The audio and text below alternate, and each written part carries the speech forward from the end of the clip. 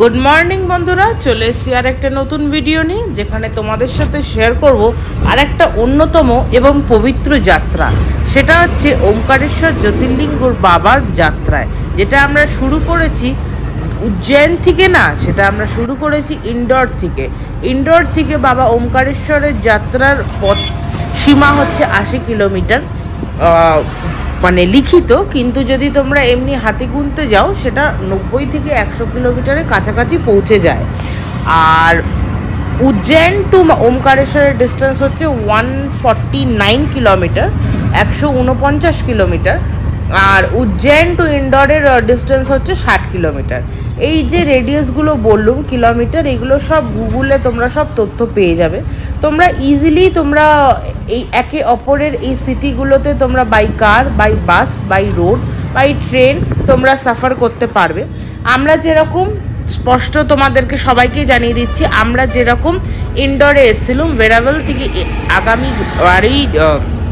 আগামী গত তোমাদের 12ই ফেব্রুয়ারি আমি ভেরাভেল থেকে ট্রেনে উঠেছিলাম 2025, আর ট্রেন থেকে ইন্দোর নেমেছিলাম 13ই ফেব্রুয়ারি 2025 বিকেল 4টে। আজকে হচ্ছে 15ই ফেব্রুয়ারি, আজকে সকাল 9টার সময় আমরা বেরিয়ে পড়েছি ইন্দোর থেকে বাবার যাত্রার উদ্দেশ্যে। আর এখন বাজে ঘড়িতে ঠিক 11:30। এখনও অবধি বাবার মন্দিরের কোনো টিকি নেই, কিন্তু তার ভেতরে আছে এই সুন্দর নাজারা। আর এর মধ্যেখানে তোমাদের সাথে শেয়ার করব, আর আমরাও দর্শন করব কাল ভৈরব বাবা এবং শনি মন্দির, যেটা তোমরা মিস করবে না। ইন্দোর থেকে তোমাদের ওমকারেশ্বরের বাবার কাছে যাওয়ার দুটো রুট আছে। একটা রুট যেটা 80 কিলোমিটার, আর একটা রুট যেটা 120 কিলোমিটার।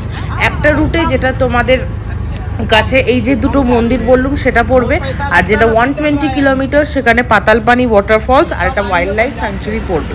এবার সেটা তোমাদের ওপর ডিপেন্ড করে তোমরা কোন রুট দিয়ে আসতে চাও। আমরা সিলেক্ট করেছিলাম এই শর্টকাট, এই 80 কিলোমিটারের রুটটা, আর তার সাথে এরকম দুটো মানে খুব সুন্দর মন্দির দেখার সৌভাগ্যটা আমরা করে নিয়েছিলাম। আর আজকে সর্দারজি আমাদের এত সুন্দরভাবে নিয়ে আসতে পেরেছে আমরা ভাবতে পারিনি। কিন্তু আগে কি হচ্ছে সেটা তোমাদেরকে মানে ভিডিওর সাথে সাথেই দেখতে হবে। আর এই রুটে অনেক পাহাড়ি রাস্তার সম্মুখীন তোমরা হবে। সাথে করে আমি বলবো, সাথে করে একটু খাবার আর একটু জল নিয়ে আসতে ভুলবে না। রাস্তায় খাবার আর জল আছে, কিন্তু সেটা প্রত্যেকটা মানে মুহূর্তে রাস্তায় নেই, সেটা একটু ডিস্টেন্সে আছে। যদি বাচ্চা আর বুজুর্গ আসে সাথে করে, তাহলে একটু খাবার আর জল নিয়ে আসতে ভুলবে না কিন্তু। আর এই অটো যেটা আমরা ইন্দোর থেকে রিজার্ভ করেছি, up to Indore to Omkareshwar আর ওমকারেশ্বর টু ইন্দোর ব্যাক করব, এটা আমাদের থেকে টোটাল চার্জ নিচ্ছে 3000 অনলি। আর আজকের বেরিয়েছি সকাল 9টায়, এখান থেকে 4 ঘন্টা লাগে। তো আমরা আশা করি আমরা টাইমে পৌঁছে টাইমে দর্শন করে ফিরতে পারবো। চলো দেখা যাক কি হয়, বাকিটা তো সব বাবার ওপরে আমি ছেড়ে দিয়েছি। বাবার দর্শন আর কথা বলতে বলতেই চলে এসছে কাল ভৈরব বাবার মন্দিরে। এনার পারমিশন ছাড়া তো আগে এগোনো এক ফোঁটাও সম্ভব না। তো বাবার দর্শনের আগে ভৈরব বাবার তো পারমিশন নিতেই হবে। আর এখানে প্রচুর প্রচুর প্রচুর হনুমান। আর এই যে ছোট যে সাঁকড়ি যে নদীটা দেখছো, এটা নর্মদা বা কৃষ্ণা না, এটা অন্য কোনো একটা নদী, কেন এটা পাহাড়ি এলাকা, তো পাহাড়ি বিভিন্ন রকমভাবে জল এদিক ওদিক করে। আর এখানে আমাদের যে গাড়ি চালক এখানে দাঁড়িয়ে কিছুটা টাইম রেস্ট এবং চা ব্রেক নিয়েছিল। আর এটা ছিল কাল ভৈরব বাবার মন্দির। আর এত সুন্দর বাবার মন্দিরটা সিনিক বিউটি তোমাদের কি বলবো, চারিপাশটা তোমাদের সাথেও শেয়ার করলাম। আর আবার আমাদের অটো চালু হয়ে গেল আমাদের যাত্রায়। এবারে আমাদের অটো ডাইরেক্ট দাঁড়াবে শনি বাবার মন্দিরে। এই মন্দিরটায় নবগ্রহ এবং শনি বাবা দুজনেই আছে। আর এই মন্দিরের সবথেকে মানে দেখার বিষয় যেটা হচ্ছে কাল ভৈরব বাবা আর শনি বাবা একসাথে রয়েছে। তার মানে যে কুকুর, এই শনি বাবার মন্দিরের বাইরে রখওয়ালি করার জন্যে কুকুর রয়েছে। তো তোমরা কেউ ভয় পারবে না, কারণ এখানে কেউ কুকুরগুলো কিছু করছে না, কিন্তু এরা সবই খেয়াল রাখছে। আর এই রুটটা, এই নাজারাটা তোমাদের সাথে শেয়ার না করলে হয়। এরপরেই দৃশ্যটা থাকবে ডাইরেক্ট শনি বাবার মন্দিরটায়। আমি খুব একটা মন্দিরটা ভালো তুলতে পারিনি, কিন্তু যেটুকু পেরেছি, কারণ একেতে ফটোগ্রাফি অ্যালাউ ছিল না, তবুও আজকে ভিডিও মানে আজকে এইটুকুটা করতে দিয়েছে, কারণ আজকে এমনি শনিবার। হ্যাঁ, আজকে হচ্ছে 15ই ফেব্রুয়ারি শনিবার 2025। আজকে করতে দিয়েছে কারণ মন্দিরটা এই টাইমে একটু ফাঁকা ছিল। আর এখানে তোমরা চাইলে নিজের মতন করে নবগ্রহ পুজোও তোমরা দিতে পারো, সব রকমের পুজো আছেই এখানে হয়। তারপরে আবার আমাদের গাড়ি আবার রওনা দিয়ে ফেলেছে টুয়ার্ডস ওমকারেশ্বরের জন্য। আর এখান থেকে ডিস্টেন্সটা তোমরা কতটা দেখতে পেলে আমি জানি না, কিন্তু আমি যতটা পারছি আমি ততটাই তোমাদের সাথে শেয়ার করার চেষ্টা করছি।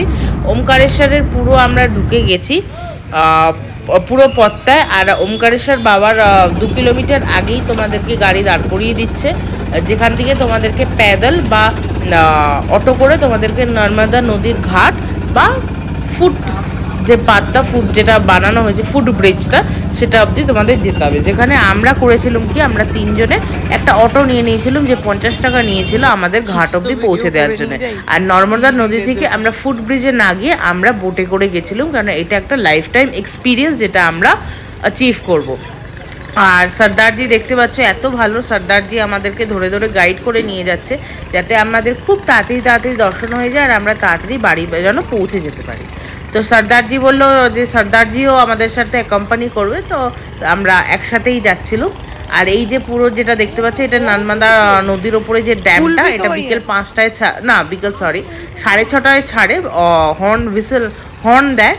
তারপরে এখানে ড্যাম ছাড়ে, ড্যামে জল যখন ছাড়ে তখন এই নদীর স্রোত আরও বেড়ে যায়। এখন জল আছে কিন্তু অতটা নেই, কিন্তু যেটা আছে কিছু কমও নেই।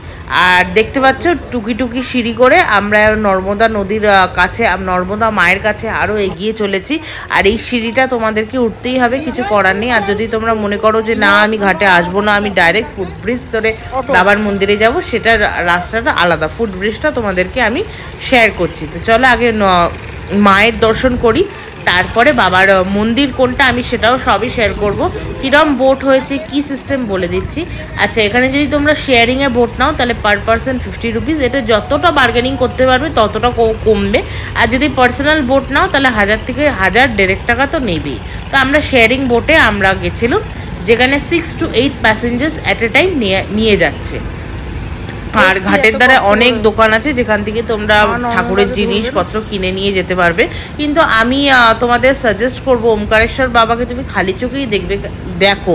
তার কারণ হচ্ছে পুজো দিতে যেও না কেন, উনি তো বুলেট প্রুফ গ্লাস দিয়ে ওনাকে কভার করা আছে, তুমি ফুলও দিতে পারবে না, প্রসাদও হবে না, পুজোও হবে না। ব্যাপারটা আমি তো কোনো মানে খুঁজে পাই না। বাবার কাছে আসতে পারাটাই এটাই বিশাল ব্যাপার। আর এই যে ব্রিজটা দেখতে পাচ্ছ এটাই ফুট ব্রিজ, যেটা এপার থেকে ওপার ডাইরেক্ট বাবার কাছে কানেকশন নিয়ে কানেক্টেড করা হয়েছে।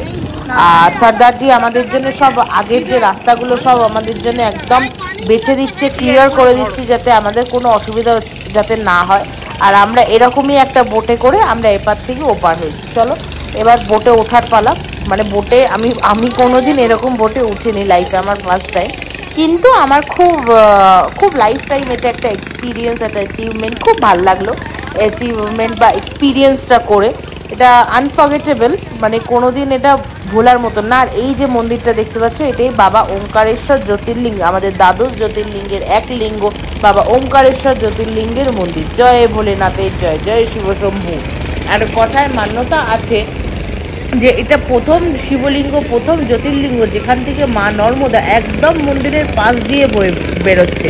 আর বাবা একদম নর্মদা নদীর তীরেই যেন বাবা বিরাজমান করে। আর এইটাও কথার প্রচলন আছে যে সকালের যে চান বা আরতি বাবা করতে যায় উজ্জৈন মহাকালেশ্বরে, আর রাত্রিরের যে শয়ন সেটা করতে আসে বাবা ওমকারেশ্বরে। ওর জন্য রাত্রিরের লাস্ট যে শয়ন আরতি হওয়ার পর এখানে পাশা বিছিয়ে দেওয়া হয় বাবার জন্য, যেখানে বাবা এসে বিরাজমান করে এবং রেস্ট নেয়।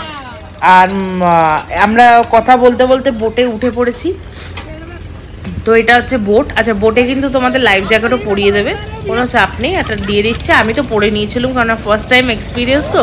আর যতই হোক নর্মদা নদী, মা নর্মদা ভালোই দ্বীপ। আচ্ছা, এটা হচ্ছে বোট জার্নি, যেটা তোমাদের সাথে আর কিছুক্ষণ পর শেয়ার করব। আমাদের বোটটা চলছে। আমি এরকম বোটগুলো বিশেষ করে আমি কাশ্মীরে ওই ইনস্টাগ্রাম রিলে দেখেছিলাম, কোনোদিন দেখিনি, আজকে প্রথম দেখি। মা একটু ভয় পেয়ে গেছিলো বটে, কিন্তু আমার খুব আনন্দ হচ্ছিল, সেটা কিন্তু কি বলবো, সেটা বলতেই হয়। আর দেখো লাইফ জ্যাকেটটা পরে নিয়েছি। আর এই যে নর্মদা নদীর ওপর দিয়ে আমরা বাবার মন্দিরে যাচ্ছি, মায়ের পারমিশন নিয়ে, কালভৈরব বাবা, মা, শনি বাবা সবার পারমিশন নিয়ে বাবার কাছে যাচ্ছি। এবার বাবার ওখানে কি হবে জানি না, তো যেটাই হবে তোমাদের সাথে শেয়ার করব আর নিজেও দর্শন করব। বাবার গর্ভগৃহে আমরা সবাই ঢুকবো বটেই, কিন্তু কতটা কি তোমাদের সাথে শেয়ার করতে পারবো সেটা জানি না। জুতো রাখার মন্দিরেই আলাদা র্যাক সিস্টেম করা আছে, কোনো অসুবিধে নেই, জুতো পরেই অনেকটা তোমরা যেতে পারবে। আর ফোন অ্যালাউ আছে, যেখানে তোমরা ভেতরে ফটোগ্রাফি করতে পারবে না বটে, কিন্তু অনেকে করছে, কিন্তু করতে পারবে না, আমি যেরকম করিনি, করতে পারবে না বটে, কিন্তু তোমরা ফোন, পার্স, বেল্ট সবই ক্যারি করতে পারবে। আর এই যে ভিড়, চরম ভিড় দেখতে পারো। এখন হচ্ছে বিকেল 6:45, মানে 5:45। মন্দির এখনও আমরা মানে বাবার কাছে এসে পৌঁছইনি। আমি এখানে এসছি 1:30টার সময়, লাইনে দাঁড়িয়েছি 2:45, মানে দুপুর 1:45। আর এখন বাজে 5:15, হ্যাঁ সরি, এখন বাজে 5:45, 5:45। তাহলে ভাবতে পারছো কতটা লাইনে দাঁড়িয়েছি। যখনই তোমরা ওঙ্কারেশ্বর বাবার জ্যোতির্লিঙ্গের এই প্ল্যানটা করবে, তোমরা এই প্ল্যানটা করে আসবে, মনস্থির করে আসবে যে এরকম ভারী ভারকম লাইনে তোমাকে দাঁড়াতে হবে বাবার দর্শনের জন্যে। কোনোটা ইজি হচ্ছে না, আর এখানে কোনো ভিআইপি লাইন নেই। আমাদের সর্দারজি একজনকে জিজ্ঞেস করলো পুরোহিতকে, তো আমাদের দুজনের 4,000 টাকা চেয়েছিল, তো ওটা ওয়ে মোর এক্সপেন্সিভ। আর চলো লাইনে দাঁড়াতে দাঁড়াতে বিভিন্ন লোকের সাথে কথা বলতে বলতে বাবার আশীর্বাদে আমরা দর্শন করে ভালোভাবে আমরা ঘাটে এসে গেলুম। মানে ওখান থেকেও আবার বোট করে আমাদের যেখান থেকে আমরা উঠেছিলাম সেখানে আমি চলে এলাম। ওটাও 50 টাকা নিয়েছিল, টোটাল 150 টাকা, 150 300 টাকায় আমার কল কমপ্লিট। কিন্তু যাওয়ার সময় যে অটোটা, আমি অটো অবধি মানে অটোটা সেটা আমি পাইনি দুর্ভাগ্যে। 200 টাকা চাইছিল, যেটা ওয়ে মোর এক্সপেন্সিভ, তো 350 টাকার ভেতরে আমি এদিক ওদিক করে নিয়েছি। তো বাবার মন্দির ভালো করেই ঘুরে নিলুম। তো আজকের হিসেবে, আজকের ডেট 15ই ফেব্রুয়ারি 2025, বিকেল 6:30। আমি এবং আমার মা এবং তোমরা সবাই বাবা সোমনাথ এবং নাগেশ্বর দুখানা জ্যোতির্লিঙ্গের পর 3 নম্বর জ্যোতির্লিঙ্গ বাবা ওঙ্কারেশ্বর জ্যোতির্লিঙ্গের আমরা সাক্ষী হলাম এবং দর্শন করলাম। তো ভিডিওটা ভালো লাগলে একটা লাইক, কমেন্ট, শেয়ার করতে ভুলো না।